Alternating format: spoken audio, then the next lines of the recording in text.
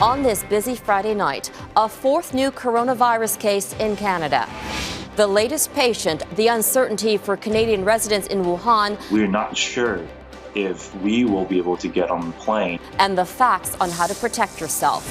The UK's Independence Day. The Brexit cheers and jeers. You can shove your Brexit, shove your Brexit. What happens next? New stunning accusations against the U.S. president as his impeachment trial winds down. Plus, the grocery giant sacking plastic bags. And Ottawa's timeline to ban single-use plastics. We need action. Global National with Donna Friesen. Reporting tonight, Robin Gill. Good evening and thank you for joining us. We are tracking a number of developing stories around the world tonight, from the impeachment trial in Washington to the United Kingdom formally and finally leaving the European Union. We'll take you to London for our Brexit coverage in just a moment, but we begin with the latest in the new coronavirus outbreak. Canada has now recorded its fourth case, an Ontario woman in her 20s who recently traveled to China. The outbreak has now killed 258 people in China. Around the world, more than 11,000 cases have been confirmed. Most of them are in China. But the number of countries to detect the virus continues to grow. The United Kingdom, Sweden, and Russia announced their first cases today. That makes 26 countries and territories. In the U.S., where 6 cases have been confirmed, authorities are taking aggressive steps. They've declared the outbreak a public health emergency. And starting Sunday, the U.S. will deny entry to foreigners who have traveled to China in the last 2 weeks. They've also imposed a mandatory quarantine on nearly 200 Americans who were flown back from Wuhan. We still have a low risk to the American public, but we want to keep it at a low risk. And because there are so many unknowns here, we're going to take the action in a temporary way to make sure we mitigate as best as we possibly can. Here at home, health officials say the risk to Canadians is also low. They're urging people to remain calm. In tonight's top story, Heather Yourex-West takes a closer look at the newest Canadian case. We're here today. Health officials say Canada's fourth case of novel coronavirus has already fully recovered. The woman in her 20s from London, Ontario, had recently traveled to Wuhan, China, but had so little of the virus in her system, initial test results came back negative. The test on this individual was done a week ago, and at the time, that was the very best test. It was the original test that we had all been working on collectively. After running samples through a more sensitive test available only within the last few days, the results changed. And health officials don't believe any other person has been put at risk. Every time she had contact with somebody in Canada, she was wearing a mask. Her disease parameters are quite low, and the system took all precautions when she was in contact with the hospital. Canada may now have 4 confirmed cases of the new coronavirus, but the risk of infection remains low. That's not the case for those trapped in the outbreak's epicenter. Bin Zhang is a Calgary resident who's now stranded with his young family in Wuhan. With 2 young children, we definitely want to be able to go back to Canada.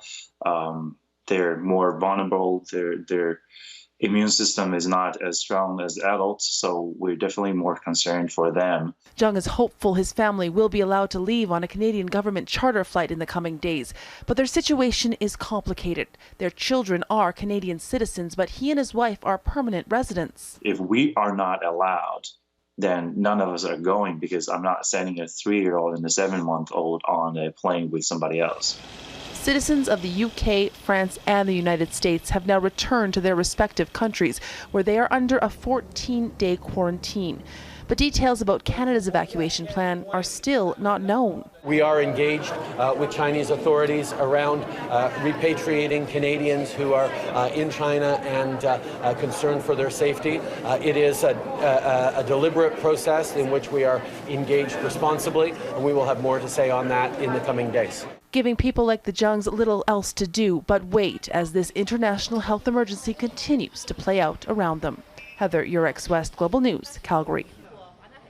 There's still a lot scientists don't know about the novel coronavirus, but here's what they can say about how it spreads. The coronavirus is transmitted from person to person through water droplets, created when an infected person talks, coughs, or sneezes. Just to give you a comparison, take measles. That virus can travel up to 30 meters in the air, making that disease highly contagious. But with the novel coronavirus, you must be within 2 meters of an infected person, and the water droplets must reach deep into your lungs. Scientists say you can absorb the droplets through your mouth, nose, or eyes. You could even contract the virus if you touch a contaminated surface, then touch your face. But scientists say the risk of transmission in that case is low, and proper precautions like regular hand washing can go a long way to stem the spread. Well, it's official. Brexit is done. After 3 long years of debate and political back and forth, Britain finally broke away from the European Union.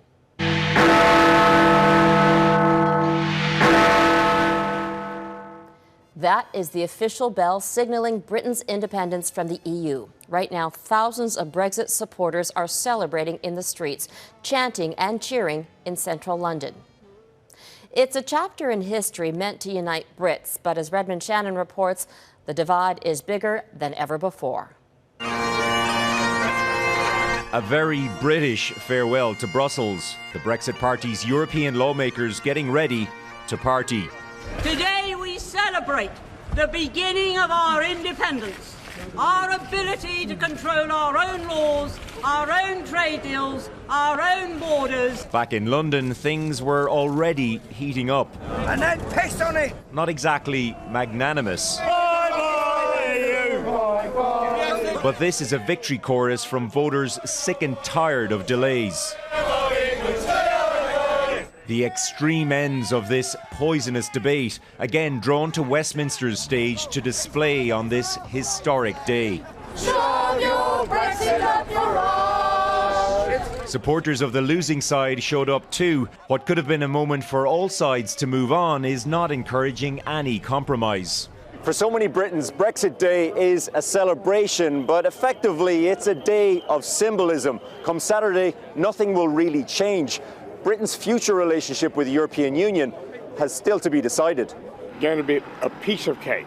This transition agreement will be done by the end of the year. Why shouldn't it? The Prime Minister's own father, confident his son will again prove the doubters wrong. I am a proud father. Of course, it's a big day. I was a Remainer, but the nation voted in 2016. We had this massive majority in 2019. There was no question the country voted to leave. Here we go. Prime Minister, if you could lean in a little bit, that would be lovely. Young Boris, meanwhile, was far from home, bringing his entire cabinet north to pro-Brexit Sunderland. Physically and symbolically far removed from all the hot air of London. I now have a motorbike, a 125cc motorbike. That is the biggest joy of my life. Anyway, now I've got to pass Brexit. In Boris's words, he got Brexit done. But as his predecessor Winston Churchill once said, this is not the end, nor the beginning of the end, but it is perhaps the end of the beginning. Redmond, so given all that's happened, what form will a future relationship take? Well, that is the big question, Robin, but perhaps the question for tomorrow. Right now, tonight here in London, people are still hanging around Parliament Square after the Brexit deadline passed, where there was such a huge buzzing electric atmosphere when that clock ticked at 11 o'clock tonight. People celebrating, not really worrying about that question for now. But yes, tomorrow, that self-imposed deadline from the UK government, an 11-month window to strike a free trade agreement with the EU. They're potentially looking at an agreement similar to one that Canada has with the EU. But that's a very short time frame. Boris Johnson says he will get that done again. And you can be sure that many people who came here tonight believe him. Robin? Redmond Shannon in London. So many people outside London were waiting for this moment, wanting Britain to go it alone for years and leave the EU for good. Our Europe Bureau Chief Crystal Goomansingh spent time in England's north this week to find out why they wanted that and what they're looking for now. St. Botolph is the focal point here. It's what's known as a calendar church. 365 stairs in the tower, 12 columns, and 52 large windows. But around here, days have been tallied waiting for Brexit. I think we're rejecting globalisation, definitely. I don't think we're rejecting democracy. Why reject globalization? Because it only benefits a tiny minority of people. People here in Boston voted overwhelmingly in favor of Brexit, saying they were tired of politicians far away with no understanding of the community, telling them how to live their lives. It is a common complaint that we have heard time and time again about isolation from people across Europe, in the United States, even in Canada with Wexit. First of all, I will ask the government to let us have some more money so we can tackle the issues with the infrastructure. Global News first chatted with Anton Danny a year ago. Back then, he was a councillor. Now, as mayor, he's struggling with Europe's open border policy. When you have 35,000 people jumping to almost 80, you haven't got nothing. The infrastructure is hit the biggest. Then people, what they will do, they will resent the idea of migration. Because I cannot see my doctors within 2 or 3 hours. I have to see them in 3 weeks. Armed with their EU passports, Eastern Europeans flocked to Boston. Skilled workers who filled big gaps in manufacturing and the agricultural sectors. Now, if they want to stay, they'll have to apply for residency. I want to stay here because I have a contract. I'm happy with this. But change is rough. It's not going to be as clean as we think. It's not. It's not a hot knife in the butter. We're not going to go that way. Europe, they're going to make sure that we will have some difficulty to leave Europe. But that doesn't matter to those who say they've never felt any tangible benefit to 46 years of being in the EU. We're no better off now, the working people in this country, than we were under Queen Victoria. We might have homes, we might have central heating, and we might have colour televisions, but we're not treated any better. And Crystal is back in the London Bureau. Crystal, the people you spoke to are generally happy, but do they recognize how divided their nation is over this issue? Absolutely, and many of them shared stories about spats between friends and family, and no surprise that many were engaged in confrontations on social media. But now that Brexit is technically done, although there is still that transition period, they say they are hopeful about the future, and they actually use the word freedom, saying they at least have their sovereignty back. Robin? Crystal Goomansingh in London. Tonight, the impeachment trial of U.S. President Donald Trump is entering its final stage. The Republican majority in the Senate blocked new witnesses from appearing, despite more explosive accusations about the president's conduct emerging just this afternoon. Our Washington Bureau Chief Jackson Prosco joins us now with more. Jackson, let's begin with those accusations. Well, Robin, there was another damaging release from John Bolton's forthcoming book. Bolton, of course, is Trump's former national security advisor. In his book, he alleges the president directed him to pressure Ukraine to dig up dirt on Joe Biden 2 months before that now infamous call between Trump and Ukraine's president. In the end, though, the Senate will vote on Trump's fate and answer the question of whether or not he abused his power without hearing from additional witnesses like Bolton. But isn't this a reason to proceed with more witnesses?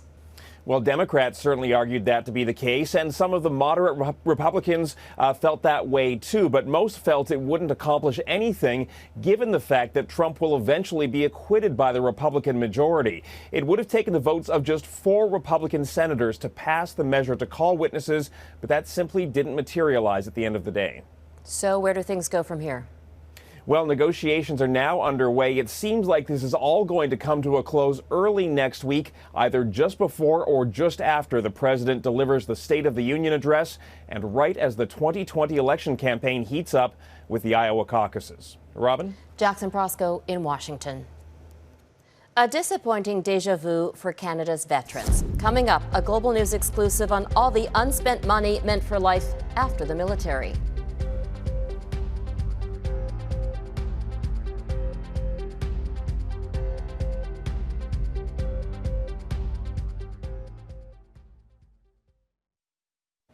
Tonight, in a Global News exclusive, we've uncovered a key document that shows Prime Minister Justin Trudeau was trying to get India to back Canada's bid for a seat on the United Nations Security Council. It was one of the reasons for his ill-fated trip to India in 2018. And recently, Canada has been attempting to rekindle its relationship with the Asian superpower. Our chief political correspondent, David Akin, has been working on this investigation. David? For nearly 2 years, there has not been a single ministerial-level visit between Canada and India, a sure symptom of a frozen government-to-government relationship. I'm honored to welcome the Foreign Minister of India. But that changed in December, when India's Foreign Minister, S. Jaishankar, became the first foreign minister to meet the new Canadian Foreign Minister, François-Philippe Champagne, in Ottawa. That meeting was seen as significant by both sides. In fact, many see Champagne's appointment as a signal that Canada will end a foreign policy approach that some in the international community found too preachy, too full of virtue signaling, in favor of a more pragmatic approach. Canadians and Canadian interests, including Canadian business interests, are better served when we are seen to be an ally and a partner and thoughtful in our approach, as opposed to we're here to tell you how to live your lives. And while the government-to-government relationship was frozen, the people-to-people relationship has been improving. India represents the largest source of immigration to Canada. Foreign students have gone from 40,000 to 200,000 in a 5-year period. You know, tourism too is up. But sticking points remain. Global News has learned that one of the objectives of the ill-fated India trip had been to get India to back Canada's bid for a seat on the UN Security Council. That vote is later this year. That trip went topsy-turvy. Beyond that, though, India is cool to the Canadian bid because Canada opposes the idea of India, or anyone else, getting new permanent seats on the Security Council. And unless Canada relents on that point, it is unlikely India will use its considerable influence among other South Asian countries to help the Trudeau government succeed at the UN. India is really sort of moving towards, and has been moving in the last couple of decades, towards what they consider becoming a major power. Their foreign policy is an extension of their interests. And so while memories of Justin Trudeau's disastrous trip to India are fading, it seems an opportunity was lost. A window had opened and then just as abruptly closed. And it could be a decade or more before another Canadian politician has the same hope and optimism about the Canada-India relationship that Justin Trudeau had in the winter of 2018. David Akin, Global News, Ottawa. Trudeau is also under fire for breaking a promise he made to veterans. According to documents obtained exclusively by Global News, the Liberals allowed $105 million allocated for Veterans Affairs Canada to go unspent in the 2018-2019 fiscal year. That money can be used next year. In 2015, Trudeau slammed the Conservatives for leaving $1 billion unspent for veterans and suggested that would never happen under a Liberal government led by him. In total, the Liberals have let $477 million budgeted for the department go unspent since Trudeau took office. And for more information on the Liberals' lapsed funding for veterans, go to globalnews.ca/globalnational. Still ahead, a stadium in Russia now reduced to rubble after a deadly disaster.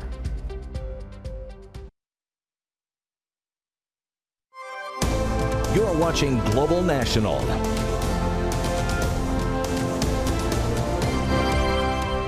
Disturbing video shows the moment a stadium collapsed in Russia as a construction worker is seen cutting through a beam on the roof of the structure. As the beam gave way, the sports complex caved in around him. Demolition work had been underway in preparation of a rebuild of the Soviet-era facility. The worker did not survive. A Canadian billionaire is shifting Aston Martin into the fast lane as the British car maker looks to bounce back from a huge drop in sales. Lawrence Stroll, who built his fortune in the fashion world, is now leading a consortium that has agreed to buy up to a 20% stake in Aston Martin. Stroll is already a part owner of the Formula One team Racing Point F1. He plans to rebrand the team Aston Martin F1 under a 10-year sponsorship deal that begins next year. For the first time, the international governing body for track and field is admitting that recent developments in running shoe technology may give runners a performance advantage. Still, World Athletics is allowing Nike's controversial vaporfly shoe to be used in elite competition. The organization wouldn't rule on whether its unique design gives runners an unfair advantage. In the last 13 months, athletes wearing vaporflies have recorded the 5 fastest marathon times ever. Pollution solution. Up next, Sobeys says bring your own bags, but is Canada keeping up when it comes to going green?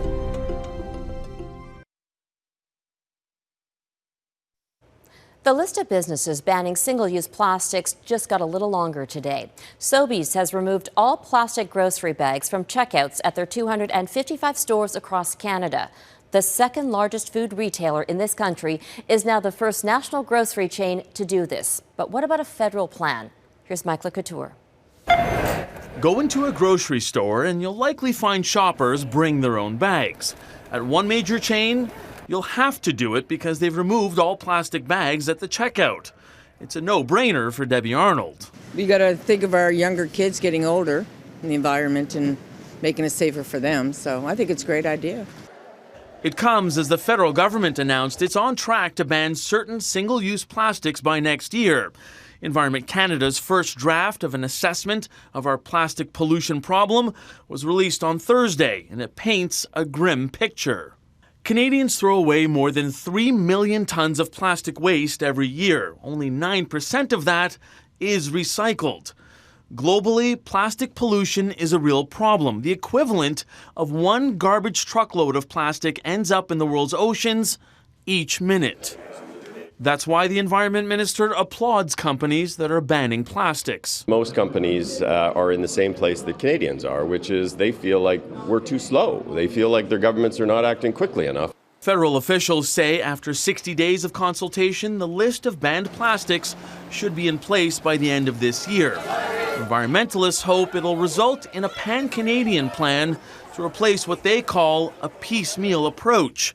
Dozens of municipalities across the country have banned plastic bags, but Prince Edward Island is the only jurisdiction to do it province-wide. We need action that mirrors the scale of the problem. And so bold commitments by countries to eliminate these unnecessary and problematic plastics. Greenpeace points out it's been 2 years since the United Nations deemed plastic pollution a global crisis, and they say Canada needs to start being a leader on this issue instead of a laggard. Michael Couture, Global News, Ottawa. And that is Global National for this Friday. I'm Robin Gill. Tonight, your Canada is this snowy playground in Hopetown, Quebec. We would love to see your corner of this country, so email your pictures to viewers@globalnational.com. Thank you for watching, and I'll see you back here tomorrow. Have a great night.